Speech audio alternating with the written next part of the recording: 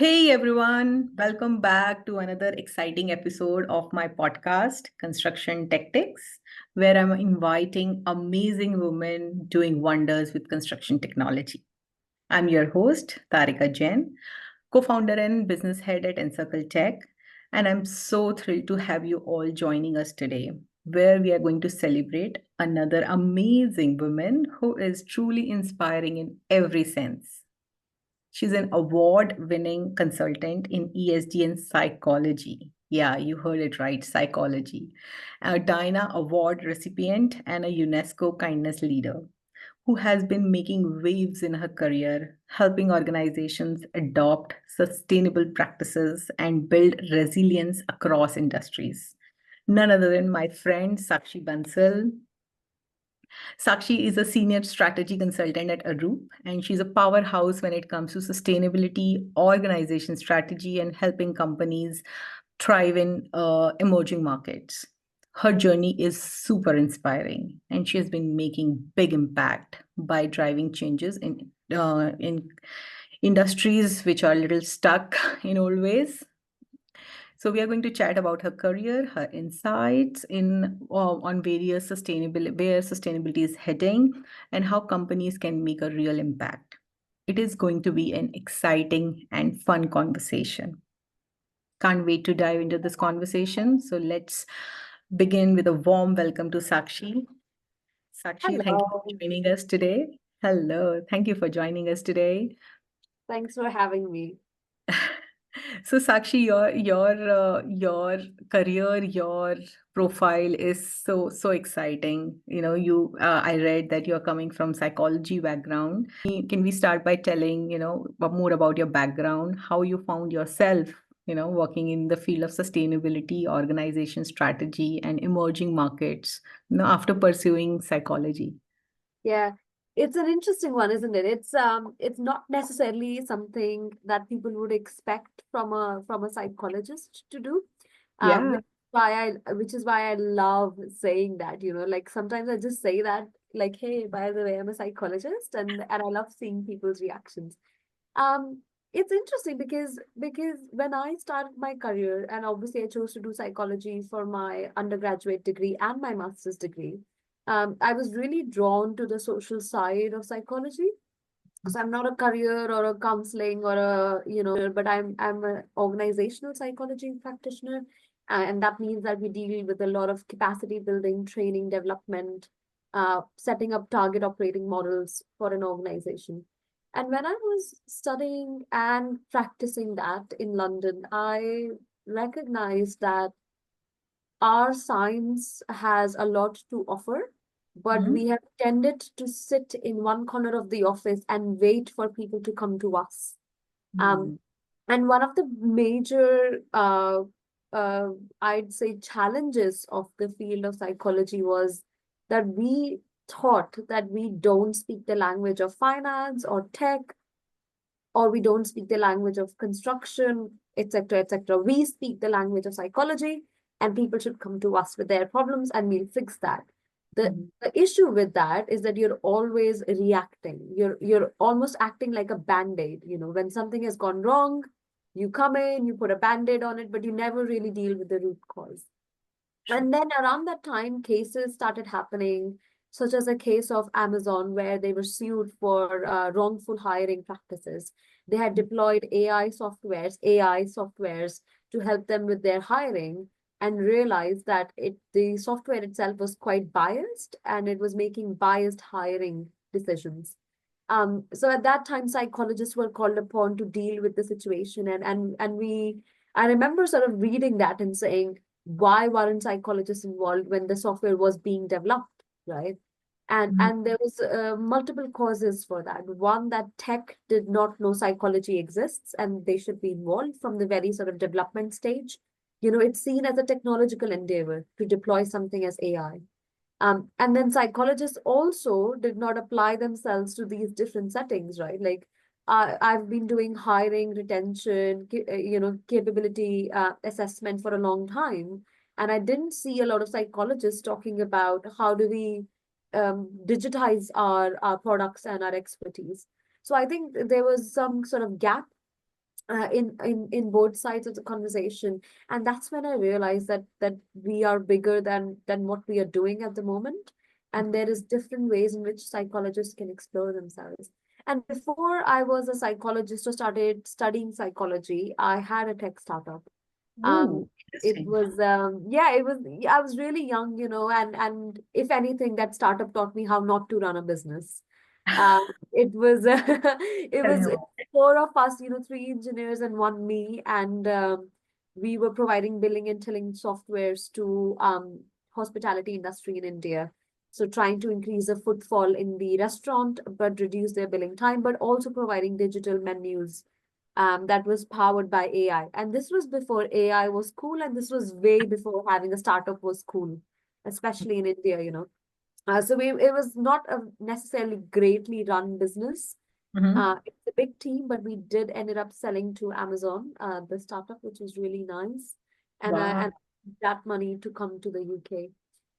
But why? So I had a bit of an understanding of tech, very limited, but at least knew how to speak to other people about tech, which was my role at the startup, is building partnerships. And after sort of a long period, 4 or 5 years of studying and practicing as a psychologist, I realized it's time to sort of expand what we can do as psychology. And Mm-hmm. that's got interested in sustainability. Now, sustainability wasn't new in my life. I was Yeah. already Mm-hmm. working with the UN as the UNESCO kindness leader. I was already leading a charity that I had established, again, quite at a young age, on providing equal education to families in Delhi, underprivileged families in Delhi. And we had expanded to Nepal, to Sri Lanka, to Africa. And I had 300 volunteers that I was working with. Wow. So actually, sustainability and SDGs was a big part of my life, although not in construction space, not in technology space. So I was playing with the idea of expanding psychology. I had all this background with tech and sustainability to some sense. And I said, what does psychology mean in the world of sustainability, in the world of SDGs today? And I started researching that. That was alongside my day job. So I wasn't doing this with my organization at that time. Um, and I wrote a paper on sort of what I think is our role to play in Mm-hmm. sustainability. How can we talk to our clients about it as business psychologists? Why do we need to talk about it? And what is the risk, most importantly, of not um, being in the space of sustainability as psychologists? And it was very similar to what happened in tech, right? To what happened to Amazon. Is if we aren't involved in the idea of sustainability today, Yeah. you're going to come up with policies and measures, etc., that are great on paper, but they aren't very deployable. They aren't very realistic when it comes to actual human beings and organizations and governments in sort of citizen on a citizen level. Wow. So that was the opportunity, and that was the risk which I wrote about. And through that, my career completely shifted. I joined this new organization called Arab. They were much further ahead in their sort of thinking about sustainability, and I joined to help them grow that even further. So yeah, that's how I found myself as a psychologist in sustainability. What an interesting journey, I must say, You spoke, Sakshi, you spoke about different industries, starting with tech, where you had initial success and sold it to Amazon. Then you also have been running your own charity organization where you are helping in education industry, and then you are now with Arab.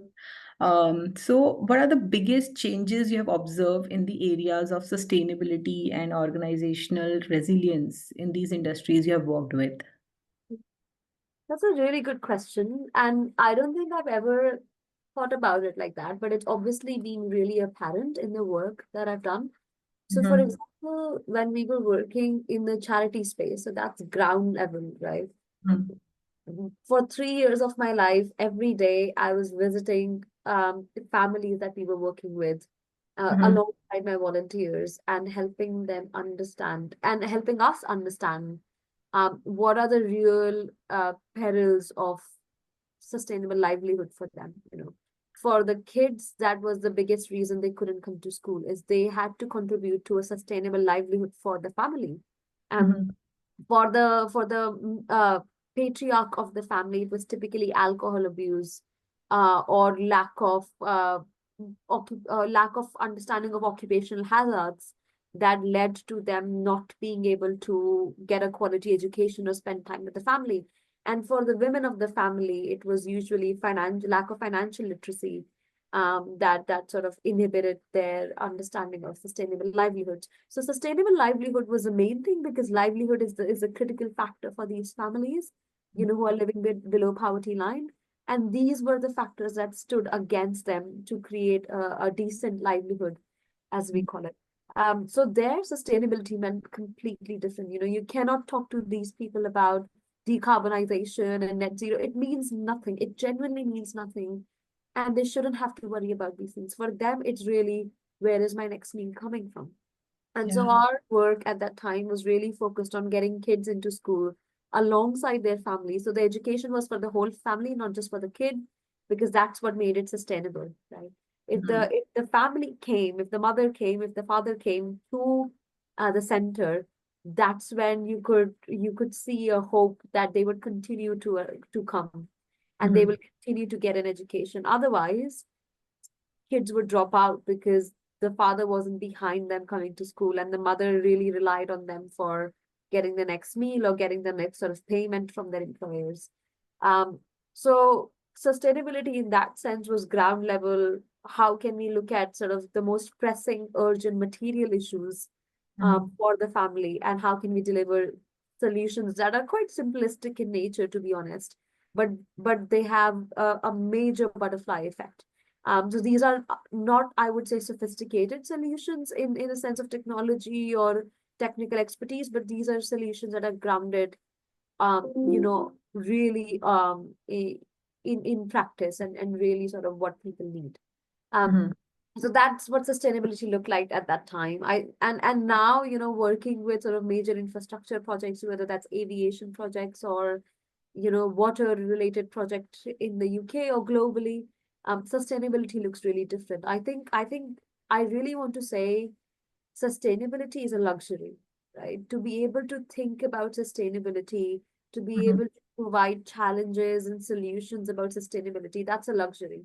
And Mhm. in the modern world, in the first world, we always talk about sustainability as net zero and decarbonization and retrofitting and heat structures and grid stability. That's all nice and cool, and that needs to happen. But it's we need to remember that that lens of sustainability is a real luxury, because we are not worried about where the next meal is coming from, whether you have basic electricity, whether you have water scarcity, etc. All of these things are interconnected, right? Your grid stability is interconnected with whether your emerging markets will get stable electricity and heating for the next winter. But sustainability, when most people talk about it, especially sitting in the UK, it's a very luxury speak. It's a very privileged speak of sustainability. My The God. definition of sustainability in emerging markets is completely different, right? And that's what I just try to explain, is for them it's sort of next square meal, and for us sitting here in London in a nice office, it's Mhm. about how can we change the future of grid stability. Yeah. And there is a technological sophisticated solution, and here is a very keep your ears and eyes on the ground and give us a very sort of practical solution. And I think both of those are sustainability, and we tend to forget about it quite often. Yeah. Wow. Wow. You're very right, actually. In in developed nations like the UK, when we talk about sustainability, it sounds so luxury. But when we talk about sustainability in emerging markets, it sounds daunting. It sounds unapproachable. It sounds whether we'll be there or not. Yeah. So, what do And you foresee when it comes to sustainability evolving in emerging markets, especially in built environment you are in currently? yeah. And I'll take us back to your previous question as well, if I may, Tharika. You asked about resilience as well there. Yeah. And I feel the same way about organizational resilience, personal resilience, behavioral resilience, but also country level resilience, right? Community resilience is resilience really is sold and peddled today as a beautiful, wonderful thing. But actually, resilience can be quite burdensome. And Mm-hmm. again, for certain communities and certain markets, resilience is a survival tactic. We aren't resilient because it's a nice thing to do. We are resilient because that's the only way to survive, right? And again, resilience and talking about resilience and putting in trainings for resilience can be quite privileged and like nice to have, luxurious kind of thing. But actually, resilience isn't. I don't want to be resilient. I don't want my community to be resilient, because being resilient means we have to go through, sorry to say, bullshit time and again, and we have to see hard times, and we have to see tough times, and we have to cope and manage and deal with situations that are difficult. Yeah. Um, Yeah. so I think that again, peddling resilience as the gold star, as a north star, isn't necessarily the way to go. It's almost saying I don't want to be in survival mode all the time. I want to be in thriving mode. Hmm. Let's stop talking about resilience as a glorified sort of way to be, but using that as the last reserve. I shouldn't have to use that, is the point. Yeah. So I think that organizational and personal and community and all kinds of resilience also needs to sort of adapt in the way of thinking. We need to go back to the roots of why it was actually created as a concept in the first place. Now, your current question, remind me again, what Yeah, yeah. So yeah, I mean, thanks.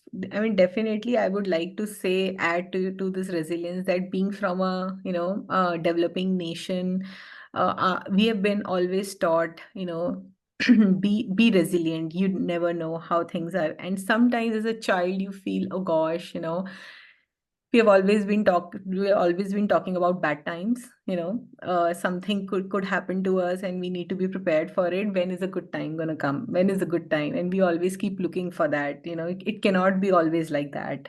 So we really need to redefine what resilience means to everyone. But thank you for highlighting that. My next thought that are coming when you said sustainability is a luxury, and especially sitting in developed countries now. What is the sustainability, or how do you foresee sustainability evolving in emerging markets, especially when it comes to built environment? Yeah, and I think just to clarify, emerging markets, different people look at different markets as emerging or not emerging, depending on where you're sitting. Mm-hmm. Where I am, and the kind of work that I get involved in, we definitely look at Sub-Saharan Africa, Mm-hmm. South Asia, and Latin America as developing, and Middle East is also an emerging market, but actually it's quite further ahead in terms of infrastructure capacity and digital implementation. Again, India is quite further ahead when it comes to digital implementation as well. It's quite world leading actually. And then Africa, we are still looking at infrastructure development, but quite further ahead in foreign aid money mobilization.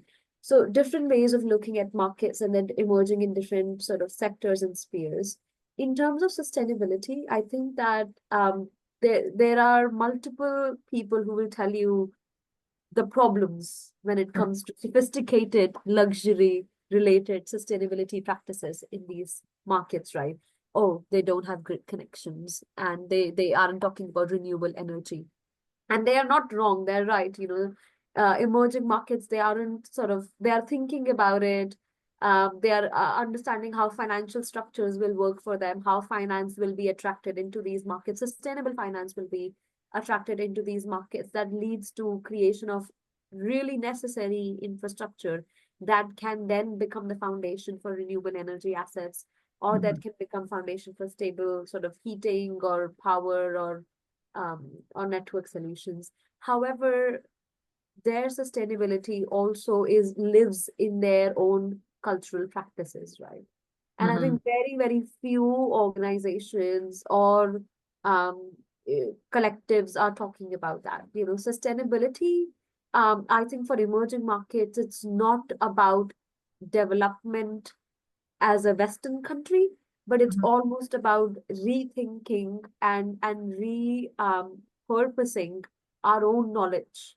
Um, I'll give you a very simple example, and it's a very, very simplified version. But when I was growing up, jute bags uh, is what we used to use to take to the grocery. You must remember this as well. Yeah. We used to have jute bags that you would pick up with your mother and go to Mhm. the grocery market and store all your vegetables, which weren't packaged, by the way, in that jute bag, and bring it back, use your vegetables and store the jute bag and use it again the next morning. This was the practice. Then production, industrialization, cheaper cost of goods, dumping from China, blah, blah, blah, all led to using plastic bags. Now we Mhm. take one single-use plastic bags. The grocers will also give you that, and you will also use that. You will then dump it, and you've got a heaping mass of garbage collection, which again is no fault entirely of our own. We are also getting dumped garbage from other countries shipped to our own countries. Now the norm has changed in the Western society. Plastic is no longer good. It has resin, it has cancer, all of that. And so now they're looking at emerging markets and saying, hey, you use plastic. Go back to jute. So for us, and this all has happened within the span of 50 to 40 years for our country, right? Yeah. Even less so. So we have gone from unlearning our principles of what was good and sustainable and biodegradable to learning new wasteful practices, and now being told to unlearn them again, Mhm. and deploy new practices. But actually, I think for us, the issue is, as emerging markets, is to unlearn our colonistic or our developed mindset, or unlearn some of the colonized education ways of living and go back to our roots and our culture, because a lot of those practices were sustainable inherently.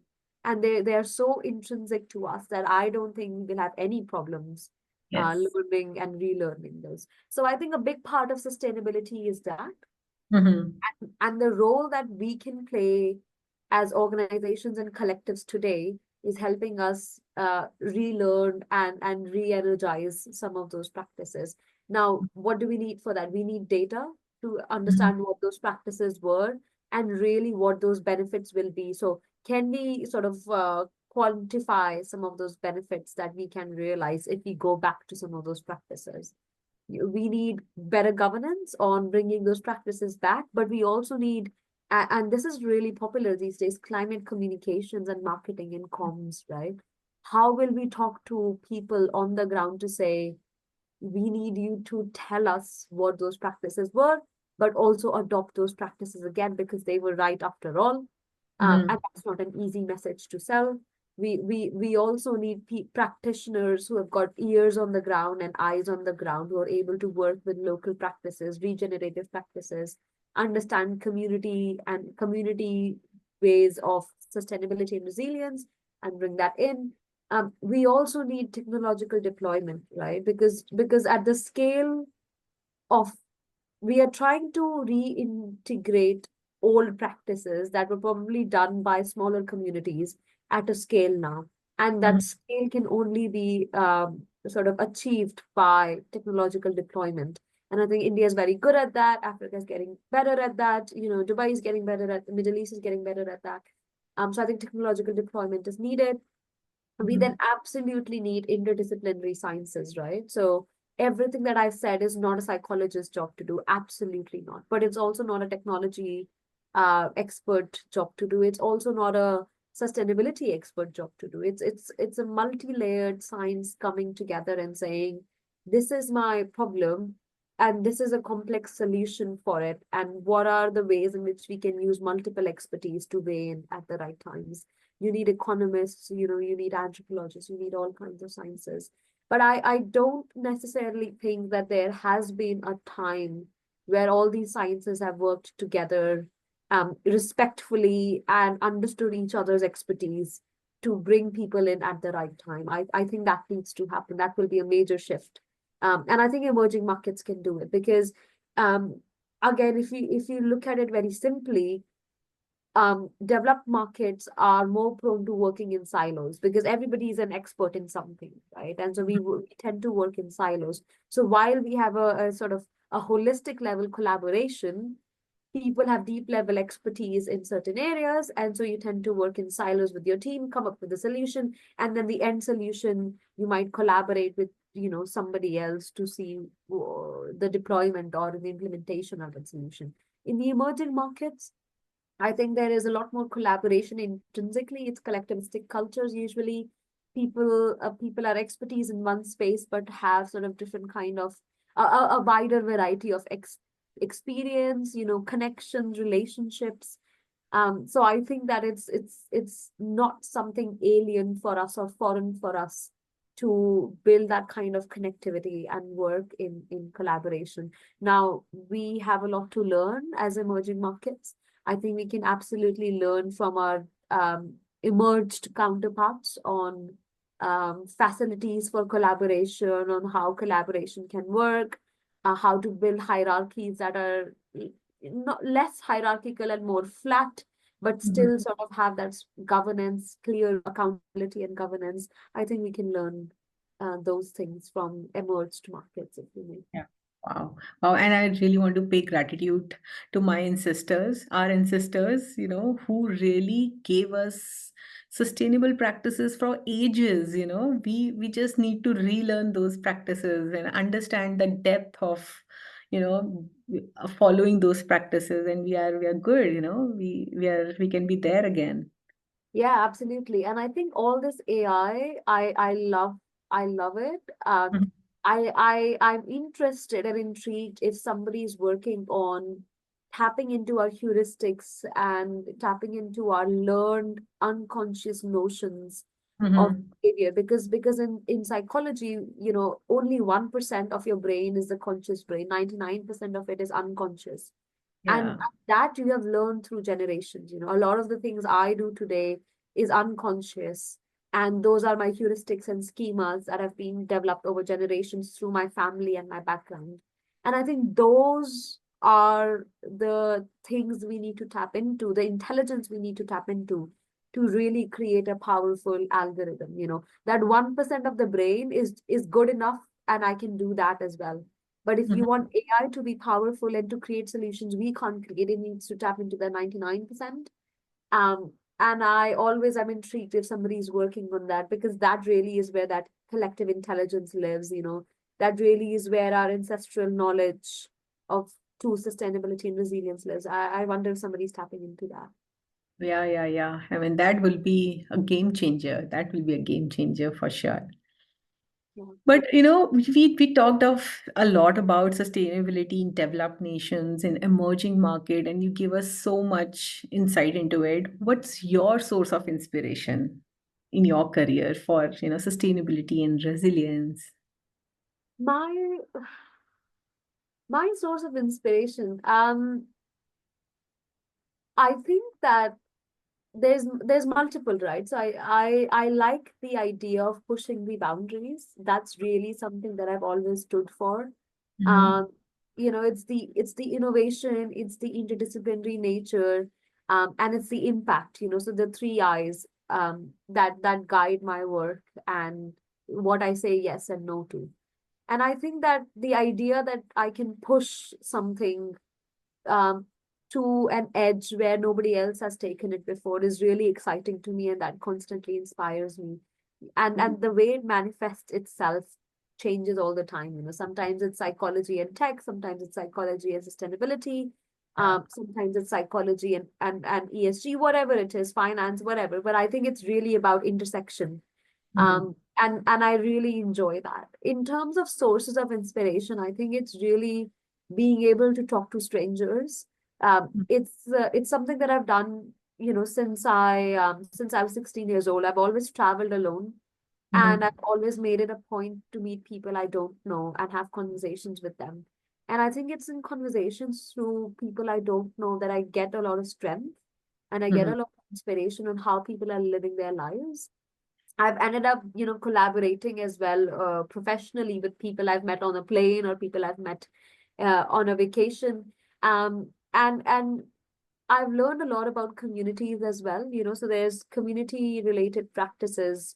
For example, the usher practices in Afghanistan, where, if there's a bad crop season or a good crop season, no matter what, people always go door to door as a community to each other's house. And if somebody's struggling, everybody will pull the resources together to plow the field and make sure that the crop is sowing and, it's flourishing. So nobody goes hungry. And that really is, a catch-all, a net. So you don't even have to get to a point of resilience. This is before resilience Mm-hmm. kicks in. So I think learning about practices like this, and we wrote I wrote about these practices from Nepal, from Afghanistan, from India, from Ghana in a book called Resilience in Modern Day Organizations with Sir Gary Cooper last year. Um, so it's things like that. It's also certain people. I love Indra Nooyi. I talk about her all the time. She was the CEO of PepsiCo. And no matter what sort of PepsiCo isn't necessarily the best organization in the world, they've got their own challenges. And we can't bash organization. They're doing their best. I really think they are. But Indra Nooyi, the way she transformed the mindset and the practices based on lived experiences, right? Based on saying, would you drink Pepsi today, or would you choose water and fruit juice? And if Mm-hmm. you're choosing water and fruit juice, then we should be producing water and fruit juice instead of producing Pepsi. Mm-hmm. Um, or just producing Pepsi. So I really like that approach. It was so centered in lived experience. It's so centered in reality of the boardroom and what the board is choosing to do. Um, I really find inspiration in built environment. I'm a total geek about that. I sit at home sometimes and I only watch videos on YouTube about amazing, exciting things being built. It's tangible, it changes the way you react, the way you move, the way you shape the future. It's all about the tangible sort of buildings, construction. I love seeing those. I geek out on them quite often. So loads and loads of sources of inspiration. But I feel like people don't have to travel far for that. They're everywhere. Talk to your person next year. 100%. Good, good. Yeah. I mean, what breakthrough innovation or approach do you think will bring the next transformation in sustainability and Ooh, resilience? what big breakthrough? I think I've alluded to it a little bit, but I'll bring that out again. I think it's interdisciplinary sciences. Yeah, yeah, true. Really, if we can find a way to connect sort of different sciences and use that while you're building the solution, not after you've bought the solution and built it and you're implementing it, and then you go out and do consultations, because everybody does that, right? We really want to see interdisciplinary solutions being built, being powered by digital, um, digitized economies, being powered by sort of stronger financial structures. I think that's a big breakthrough. Mhm. I really think that creating digital solutions that can power regional level reporting for sustainability, for our scope emissions, for our challenges, for our risks, for our due diligence. That's really important. At the moment, we can at max do industry level reporting, but that's not good enough. We know supply chains are complex. We know that one industry isn't sort of working in isolation to the other. We need to be able to look at data on a regional level, and we need to be able to look at all kinds of data. At the Mhm. again, I think at the moment we are very focused on environmental kind of data, so your pollutants, your carbon, etc., but we really need to focus on social kind of data as well. Like I said, your built environment absolutely is connected to your human rights issues, to your anti-corruption issues, to your bribery issues, to your social license to operating issues, to your social management issues. Whether you see it or not is a gap in your own knowledge, right? Mhm. But you cannot tell me that the way a factory is designed in various parts of the world does not have anything to do with how the employees are feeling, behaving, and not sort of acting in that space. It absolutely does. We know ergonomics exists as a science, but we also know that well-being and occupational hazards exist as a challenge. So I think they are interconnected, and we need to find ways to capture this kind of data, this kind of interconnectedness, and bring that into that portfolio level reporting, that regional level, industry level reporting, because it's not, we need Yeah. to understand governance a lot better. People think of governance as procedural governance or systemic governance or organizational governance, but governance is a lot more and a lot less than that. It's sort of almost think of it as a circle that binds everything in it together, which is your environment and social. And we need to understand the sort of layers of governance there, which again, I don't think is a one person, one discipline job. So really interconnectedness, extrapolating data on those interconnectedness and using digital systems to bring regional level, national level reporting is, I think, the next breakthrough. And you also mentioned about AI. That was really, really, I mean, going to be a breakthrough if we are able to tap in that 99% of our, brain memory, intelligence that is untapped, and that can really bring our ancestral knowledge, our genes out Yeah, in it. really scary though, but Yeah. yeah. True, true, true. So, Sakshi, last but not the least, what message would you like to give for women who are, building their career, thriving in construction industry, built environment, sustainability? I think this is probably for women building any kind of career in any field. But when I started out, and like I said, I talked about my startup. When I started out, I was the only female girl. I was really so young at that time. I was not even a fully grown woman. Um, that you learn the hard way that you have to speak up, be really, really adamant, be really assertive, but do it with kindness. And if you can strike that balance and you learn how to strike that balance over years, after multiple failures, after understanding what leadership looks like for you, it will take you much further away. So I think that for me is number one, is figuring out what leadership works for you as early as you can, because there are multiple molds and multiple styles of leadership that are all developed by men for men. They are Mhm. not for us, and we need to figure out our own leadership style, and we need to do that very early before somebody imposes a leadership style on us. I had to learn it the hard way. I was a terrible leader, but I became a leader very early on in my life with the charity and with the startup. So I had to learn it, um, and that really helped me. Um, and the second thing is saying yes to everything. I was never afraid to say yes to everything, and I surrounded myself with people who genuinely I like, I trust, and will Yeah. give feedback. But I didn't wait for them to give me feedback. I asked for feedback every damn time. Even today, if I'm doing a keynote speech, if I'm doing a big presentation, I have a WhatsApp group with these people. They're in my industry and outside of my industry. And I'll drop a chat note and I say, I need 20 minutes. I'm going to give you the presentation that I'm going to give on the stage. Tell me if it's terrible. And I still do it. And I think it's so important to have that in your life, because very few people will be open to giving you honest feedback. But if you find them, make a WhatsApp group with them and keep them. Oh wow, lovely, lovely. Thanks, thanks. This is wonderful message for our community. And but thank you so much, Sakshi. It has been an absolute pleasure learning about your experiences, not just in developed nations, but developing emerging markets. Our sustainability and your definition of resilience, amazing. I mean, such a wonderful discussion. I literally lost the track of time, and I think we are ahead of we have spent too much time beyond our allotted hour, but thank you so much. It's amazing. Thank you for your valuable inputs, and I think all of us, I'm sure our listeners will take away valuable takeaways from your experiences and your visionary approach towards resilience in industry, regional, and household resilience, I must say. Yeah, absolutely. No, I enjoyed myself very much. Thanks for asking genuinely amazing questions. And I'm always available, if people want to chat and have questions, comments, or rebellions. It's always nice to have a bit of discourse.